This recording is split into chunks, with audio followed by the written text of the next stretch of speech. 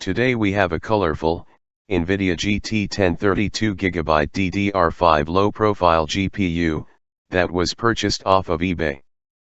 The seller stated the card was used, with little signs of use. Let's do an unboxing and initial inspection.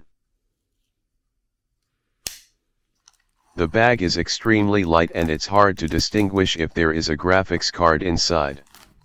It must be small, or perhaps it's broken, or maybe it's just a bag full of tissue paper. Let's find out.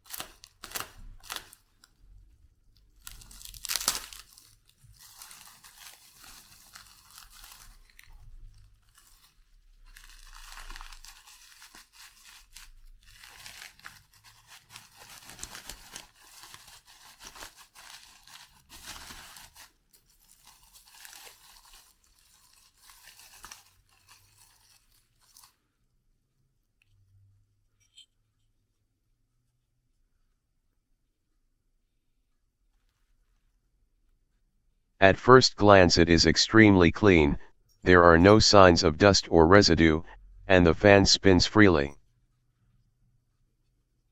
Later, we will test performance, temperature, and fan noise. Before that, we will unbox the PC itself, which arrives tomorrow.